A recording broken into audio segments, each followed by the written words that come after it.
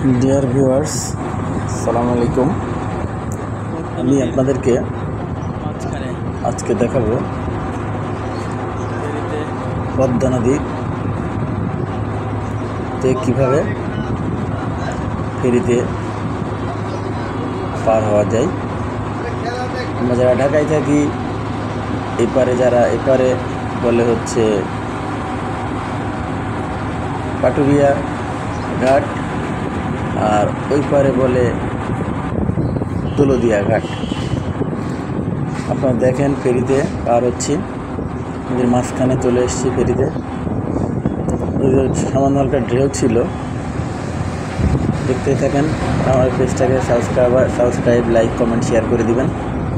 দেখেন আমি দেখাবো ফেরি মাঝখানে, নদীর মাঝখানে আমি উঠেছি একবারে 4তলা ফেরির ছাদের উপরে, যেখানে চালক থাকে। দেখেন আমি আপনাদেরকে চালককে দেখাবো। যেখানে ভিডিও করা নিষেধ ছিল, এখানে আবার ভিডিও করা নাকি নিষেধ। চালক, ওই দেখুন চালককে দেখতে পাচ্ছেন আপনারা। একবারে টপ থেকে ফেরি পরিচালনা করা হয়। দেখেন এখানে আছে হচ্ছে মাঝখান, আর উপরে নামাজের জায়গাও আছে, নামাজের ব্যবস্থা আছে। ভিতরে খাবারেরও ব্যবস্থা আছে, চা কফি সব কিছুর ব্যবস্থা আছে, ভাতেরও ব্যবস্থা আছে। এর মাঝখানে চলে এসছে।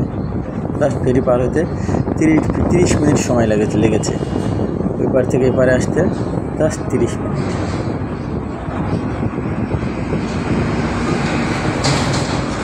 দেখেন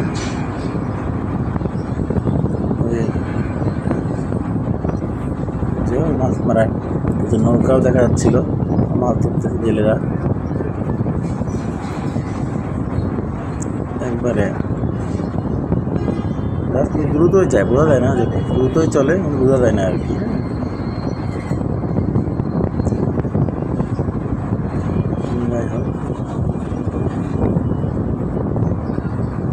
অনেক ঢেউ, অনেক বাতাস, মনে হচ্ছে অনেক বাতাস। ভালো লাগছিল।